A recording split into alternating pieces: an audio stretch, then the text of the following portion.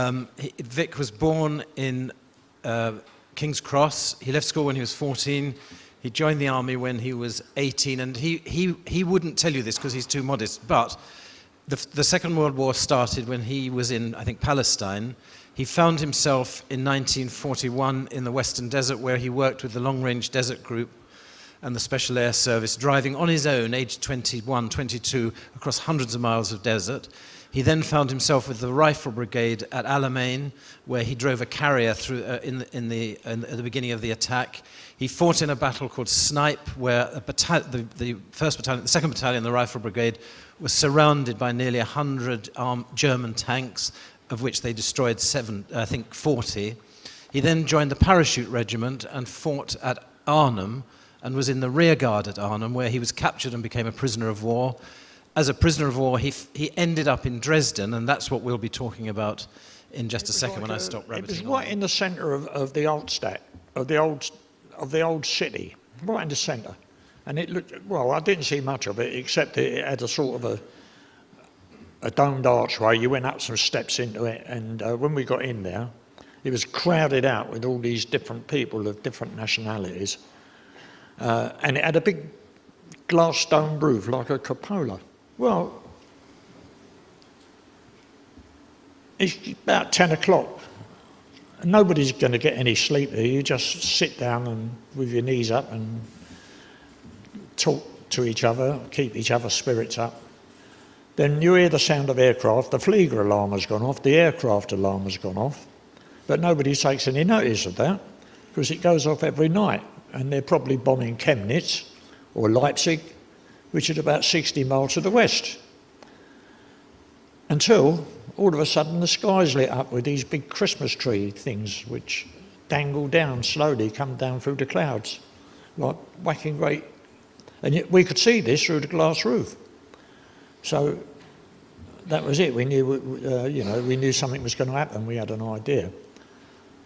And the next thing we know is that we hear another noise. That's the first wave coming over. The Pathfinders have gone, dropped their flares. The first wave of 600 or 700 planes come over, start dropping all these thousands of incendiaries and stuff like that. And 3 of them went through the roof. And all the glass shattered, naturally. So there's about 30 or 40 dead men underneath that lot. And then there's the stuff from the incendiaries, whether it's phosphorus or thermite, that drops. It's like a jelly, and it drops and you can't get rid of it. If you put anything over it to smother it, that catches alight as well. So what you're watching is a crowd of men burning to death, and you can't do anything about it. They're screaming their head off, and that's the first. We knew then that we was in trouble. And then what happened then was that all the smoke was going up through the hole in the ceiling. Well, it wasn't much of a hole, there was hardly any ceiling left. But then there's this whacking great crash, and this bomb landed outside the building, which blew in this wall and blew me over the other side of the hall, and I was covered in masonry and dust. And I was unconscious then for a little while, I don't know how long, it might have only been about half a minute. And then I'll make my way back, and I can hardly see because I've got all this dust in my eyes. Anyway, I find Harry, he's dead. He was not a mark on him, he was just sitting against the wall where I left him. But his inside was blown out by this blast bomb. So then I covered Harry up, best I could. And then there's a lot of cracking and stuff like that going on. We realised the building's going to collapse. Well, those of us that were left, I should think out of the 300, there was about 40 left. And you get outside into the road,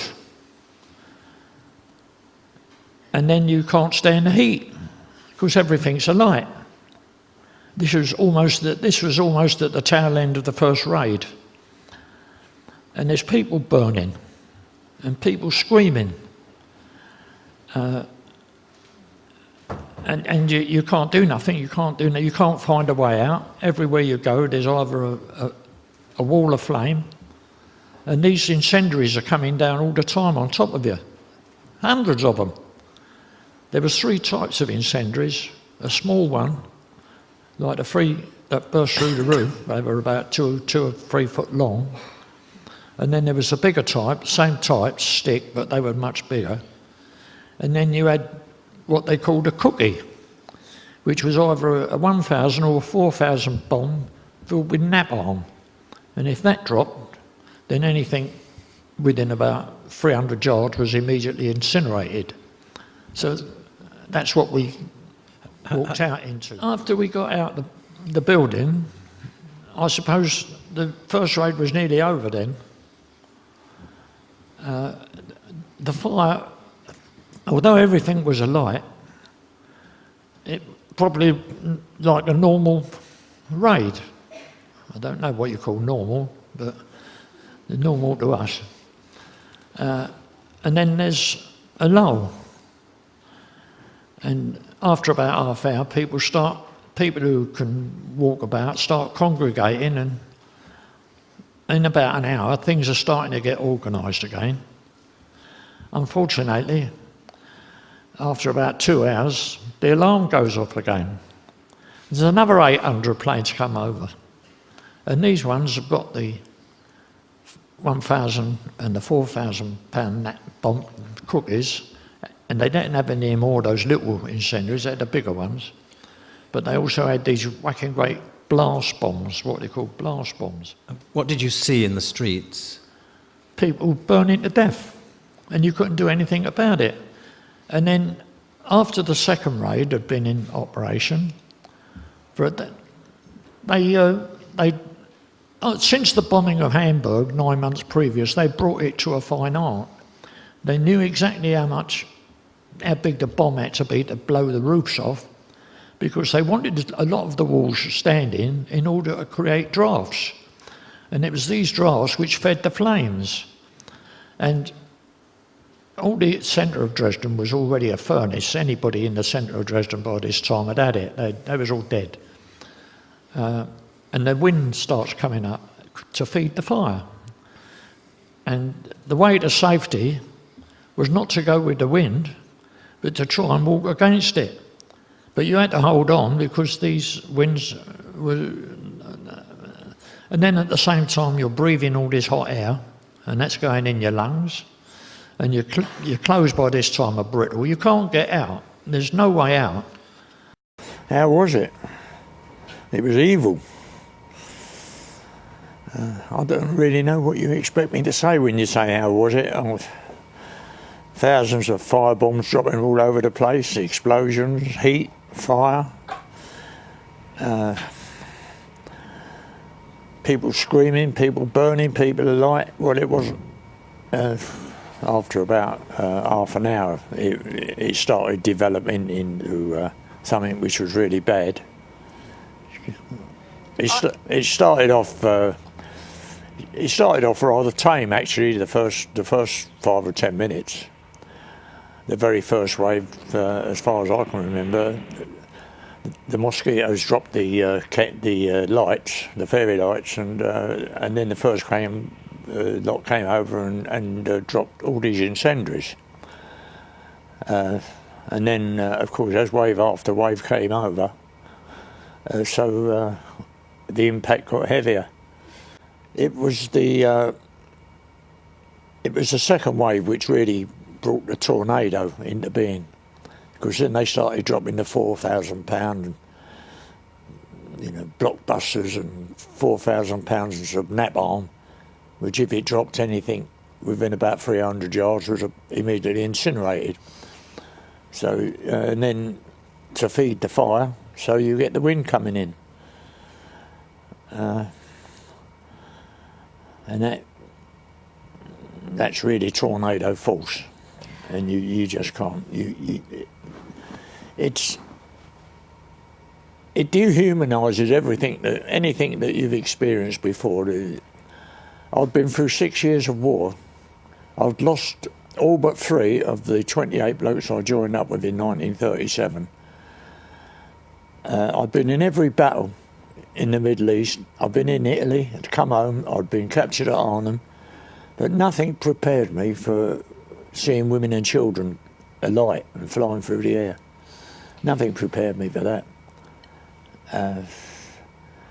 Before Dresden, I was just an ordinary. I could look at people get killed, well, so they're dead. But after Dresden, I was a nutcase. I was. It just sent me.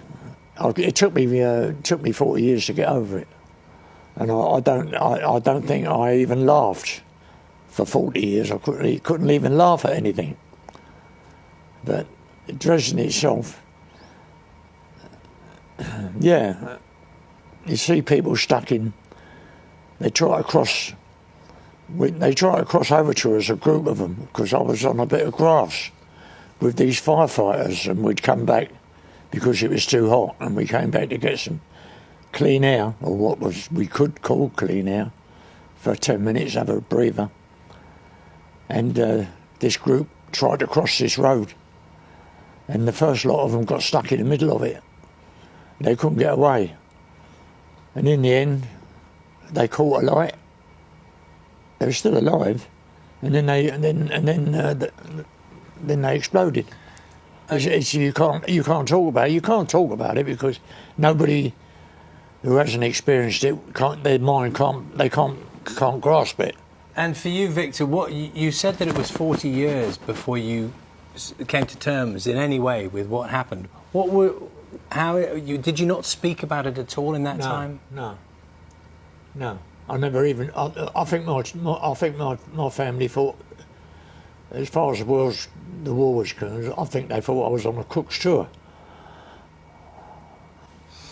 Was it a turning point for you when you viewed how the Allies were tackling what was seen as an evil menace at that point?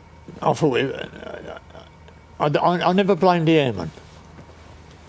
I never blamed them because they was the same as, say, blokes in the merchant navy. They're putting their life at risk every time they went up, and they lost a lot of men, 55,000. But I said, and I still say, and I've said it in print and I've said it on broadcast, I'll never forgive the people who ordered those raids, and that goes for all of them, Churchill, Attlee, all of them. Whatever they can say, because as soon as it came through, after about 2 weeks, and it started sinking in, because between that, they were still carrying on bombing other cities like this. And then, of course, they tried to put the blame on somebody else. But no, we were supposed to be the good guys. We was going to war to rescue Europe from the evil of the Third Reich. And we finished up being worse than they were. I'm not going to say we, because what annoys me is all this was done in our name, and I felt I felt it really whacked me. It really whacked me to think that I belonged to a nation who was responsible for what was going on in that city that night. The effect is that you I think you become a bit of a psychopath. Well, your mind gets turned against anything. It gets turned against all authority, because all that evil has come from authority. The evil, as I see it, which was compounded, the evil, we had to use evil against evil, and that evil we used was compounded against the original evil, and we became even worse than the people we were trying to get rid of. So you've lost faith in everything. You think only of yourself. You can't help it. You don't know what you're doing. Your mind is completely bent. You don't understand society. You make your own rules. It destroyed my first marriage, and I was dedicated to that dedicated to that marriage, but I couldn't even see what I was doing. I didn't know the damage I was doing. And it took me about 35, 40 years. And I thought I'd got rid of it all.